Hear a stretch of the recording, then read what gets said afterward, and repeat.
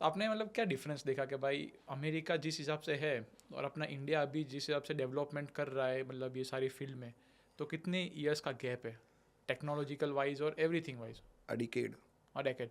definitely a 10 decade. Years, okay. I feel that that's probably, क्योंकि हमारे ऐसे बहुत सारे डेंटल शोज भी होता है, ओके। जर्मनी में बहुत कॉमनली होता है, कोलोन में स्पेसिफिकली, जिसे हम इंटरनेशनल डेंटल शो कहते हैं. सो मैंने वो भी अटेंड किया and it's like we feel we are almost 10 years lagging in the technology.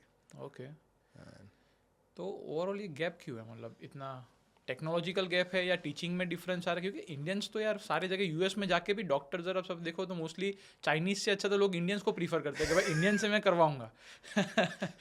मतलब we are very smart, frankly बोलो तो हम बहुत हाँ, स्मार्ट हैं, और हम कोई भी चीज़ का जुगाड़ कर सकते हैं, तो इजीली। सॉल्यूशन हम बहुत इजीली कर सकते हैं. जो हमारे में जो लैकिंग है, what I feel is a bit of a dedication. Okay. Discipline तो है ही हाँ हाँ डेफिनेटली, हाँ। वो हम डेडिकेशन, और एक हम थोड़ा फंडिंग की वजह से भी मार खा जाता है. जैसे अच्छा। रिसर्च में हमें फंडिंग नहीं मिलता इतना इजीली, हम मेडिकल रिसर्च इंडियन लेवल्स पे, जैसे बहुत लॉजिकली मैं बोलूँ कि अभी मुझे कुछ रिसर्च करना है तो मुझे फंडिंग इतना इजीली नहीं नहीं मिलेगा. मिलता।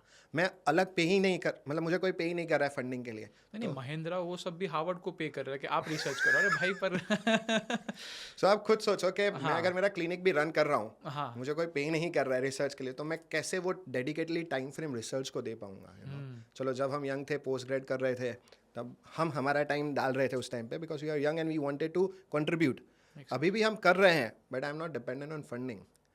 यूएस में स्पेसिफिकली फंड्स दिए जाते हैं हर एक रिसर्च के लिए, और वो रिसर्च पर्सन दूसरे काम नहीं करता है. They don't do the clinical work and the other तो स्टफ. फिर लाइफ पूरी वही उस पर ही चली जाती है कहने का मतलब। They do exclusive that phase of working, जो हम शायद आई डोंट थिंक इतना टाइम फ्रेम भी दे पाता है.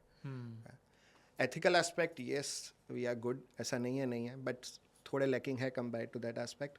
और वो कहते हैं ना, क्यूरियोसिटी, वो थोड़ा सा थोड़ा मिसिंग है ऐसा। मिसिंग है अपने ओके। आप. मेरे पास एक सरप्राइजिंग स्टेट था, मोस्टली 10 to 12% वर्ल्ड वाइड लोग हैं ना TMJ डिसऑर्डर्स में होते हैं, और लोग बताते भी नहीं हैं, मतलब डॉक्टर्स को ट्रीट ही नहीं करवाते कि भाई हो जाएगा हो जाएगा, डिले करते रहते हैं। Amazing thing, and it's probably one of the rightest thing right now, and this will increase. और अब ऐसा होगा शायद कि ज़्यादा लोग बताने भी जाएंगे, और ये जो 10-12 वाला है वो शायद भले कम हो, लेकिन ट्रीटमेंट सीख करने वाले लोग बढ़ेंगे.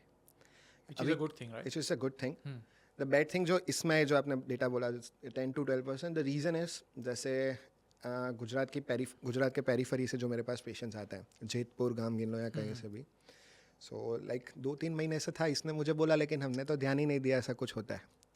Even in Ahmedabad certain area people like, हाँ कि ये यहाँ पे कंप्लेन कर रही थी कि मुंह नहीं बहुत खुल टाइम रहा से है, हो रहा था फिर। ध्यान नहीं दिया, हाँ। लोकल दिखा, मेडिसिन ली, 2-3 दिन दर्द कम हुआ, लेकिन फिर इशू रहा. Okay. फिर किसी ने मुझे बोला कि नहीं, इधर जाना चाहिए, इधर जाना चाहिए, इधर जाना चाहिए, और फिर मैं आपके पास आया at the end of 5 months. तो मतलब तब तक आप इतना चीज़ नहीं कर पाते, जब फ्रेशली होता है तो इजीली हील हो जाता है। Yes. So that's one of the finest thing, कि जितना जल्दी मेरे पास आएगा उतना बहुत इजीली ठीक होगा.